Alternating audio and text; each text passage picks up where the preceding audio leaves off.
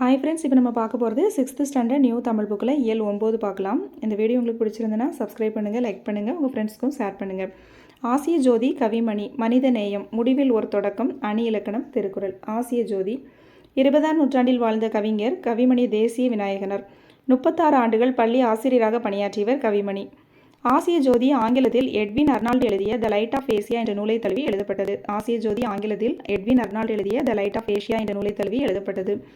ஆசிய ஜோதி புத்தரின் வாழ்க்கை வரலாற்றை கூறுகிறது. புத்தரின் வாழ்க்கை வரலாற்றை கூறும் நூல் ஆசிய ஜோதி.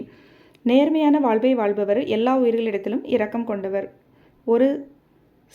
ஒருபோதும் செய்யக்கூடாதது எது? தீவினை. ஆசிய ஜோதி பாட்டு கொடுத்துருக்காங்க.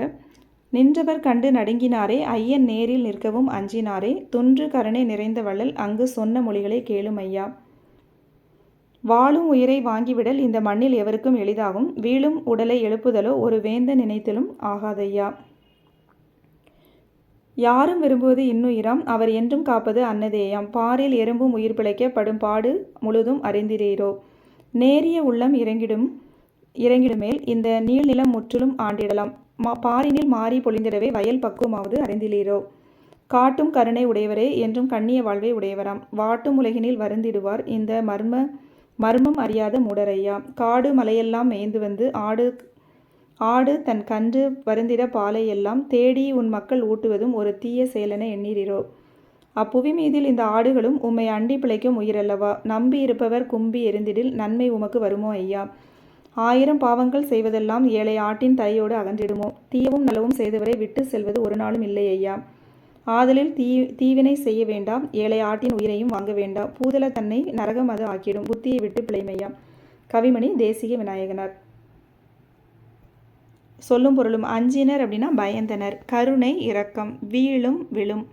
ஆகாது முடியாது. நீள் நிலம் பரந்த நிலம், பரந்த உலகம். முற்றும் முழுவதும். மாரி மலை. கும்பி வயிறு. பூதலம் பூமி. பார் உலகம். அஞ்சினர் பயந்தனர். கருணை இரக்கம். வீழும் விழும். ஆகாது முடியாது. நீள் நிலம் பரந்த உலகம். முற்றும் முழுவதும். மாரி மலை. கும்பி வயிறு. பூதலம் பூமி. பார் உலகம். எளிதாகும் எளிது கூட்டல் ஆகும். பாலை எல்லாம் பாலை கூட்டல் எல்லாம். இனிமை கூட்டல் உயிர் இன்னுயிர். மலை கூட்டல் எல்லாம் மலையெல்லாம். மனித நேயம். எல்லா உயிர்களிடத்திலும் அன்பு செலுத்துதல் மனித நேயம். தமக்கென முயலா நோன்தால் பிறர்க்கென முயல்னர் உண்மையானை. புறநானூறு. தன் பொருளை கவர்ந்தவரிடம் கூட அன்பு காட்டியவர் வள்ளலார். வாடிய பயிரை கண்டபோதெல்லாம் வாடினேன் வள்ளலார். சத்திய தர்மசாலை வடலூர். தொழு நோயாளிகளுக்கு தொண்டு செய்தவர் அன்னை தெரசா. மக்களுக்கு செய்யும் பணியை இறைவனுக்கு செய்யும் பணி என்று வாழ்ந்தவர் அன்னை தெரசா. அமைதிக்கான நோபல் பரிசு பெற்றவர் அன்னை தெரசா.